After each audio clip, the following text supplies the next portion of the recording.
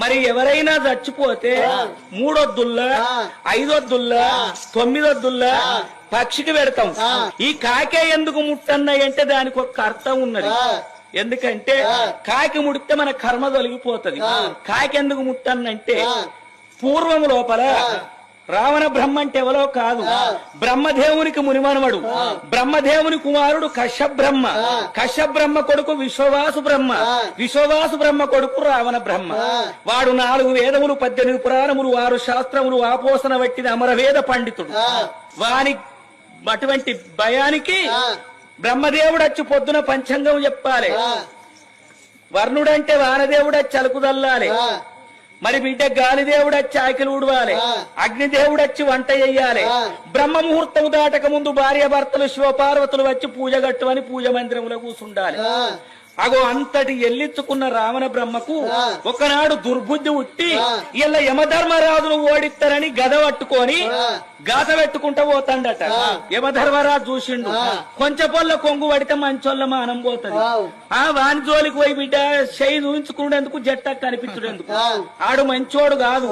నవగ్రహాలనే మెట్లు కట్టిండు, సురతి 33 కోట్ల దేవతల ఎట్టి పడుతున్నాడు.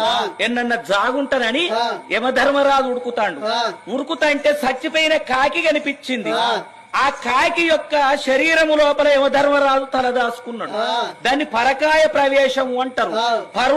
పరులు అంటే ఇతరులు, కాయము అంటే శరీరము.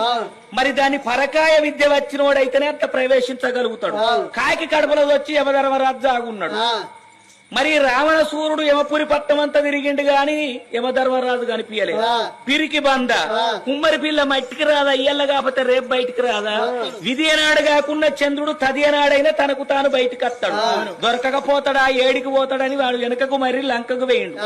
తర్వాత కాకి కడుపులోకెళ్లి బయటికి వచ్చిన యమధర్మరాజు, ఓ కాకి, దిక్కుతోచని పరిస్థితి లోపల లంకానగరం వేళ రావణ బ్రహ్మకు భయపడి నీ కడుపు లోపల నా తల దాచుకున్నా, నన్ను కాపాడినవు, నీకొక్క దీవెన పెడుతున్నా. ఎప్పటికి నీకు వయసుతనమే ఉంటది గాని ముసలితనం అనేది ఉండదు. అకాల మృత్యువు చేత దత్తవు గాని ఆయుష్ కూడిందని నా ఇచ్చ నేనచ్చిన ప్రాణం దియ్య. కలియుగం ఇంకా పుట్ట పంట ఉన్నది, పెరగ పంట ఉన్నది, ఉప్పు పప్పు చోట ఉడక పంట ఉన్నది.